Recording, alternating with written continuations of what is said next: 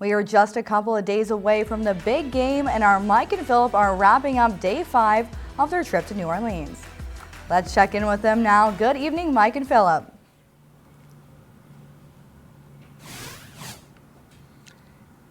Hey, Mackenzie, good evening. And what a day we had, Philip. It started early, but we ended up at the World War II Museum, and we got a lot out of that trip today. We sure did, Mike. Yeah, you really go in there, and it's 300,000 artifacts, and a lot of them have been donated by the World War II veterans themselves, who sometimes just show up and want to see what the museum's all about and say, hey, I have this, I have a helmet, I have a canteen, I have whatever you want. In fact, there's one lady who donated her wedding dress, and it was her husband, who was a soldier.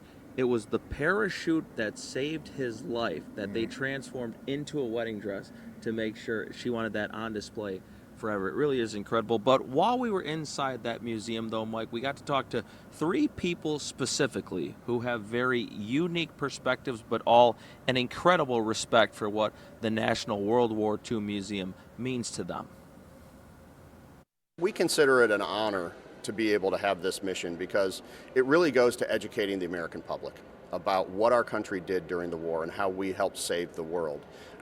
And so it's more than just reaching the people who walk in here, but it's reaching all Americans across the country to let them know what their country did. My grandfather was a World War II vet, so he passed away this past year, so it matters a lot. I think what those guys went through, and you kind of see some of the numbers and statue out there says 88,000 airmen passed away. It's like, holy smokes! It's the death toll was a lot, and people sacrificed a lot. It has been a treasure of my life.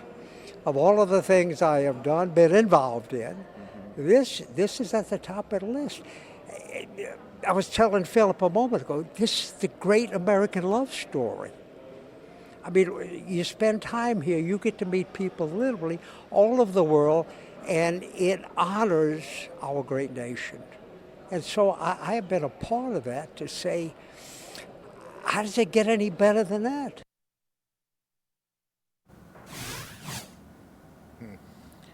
All right, Mike. Now, I want to be honest with you and all of our audience as well. I don't get, emotional or, sentimental about a lot of things, or at least I hope not to. But talking with Ronnie there, who's, by the way, not a World War II veteran, but a Vietnam veteran. Right.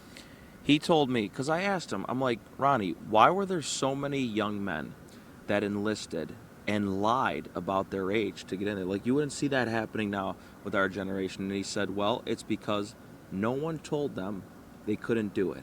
And I said, well, did you know that a war was brewing? And he said, we sure did.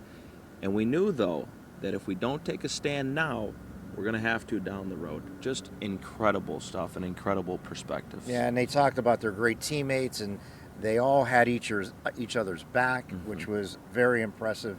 And he also said one thing that stuck out to me about World War II. He said it was an 80-year love story. Right.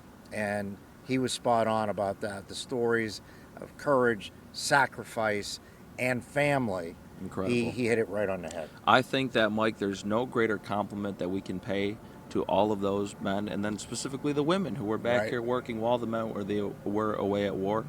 The greatest generation. They truly were. They truly saved the entire world, and it was just a fantastic experience. All right, Mike, let's look ahead. We have another jam-packed day here in New Orleans as we get closer and closer to Sunday. Something going on there. I'm not really, It's the game you're not going to interested watch. in that. Right? Yeah, we already got the big news. Josh Allen's the MVP. That's I'll right. spare you the phrase again. All right, we'll see you tomorrow, though. For Mike Ruzzi, Philip Ward, Erie News Now, Mackenzie Robinson, all yours.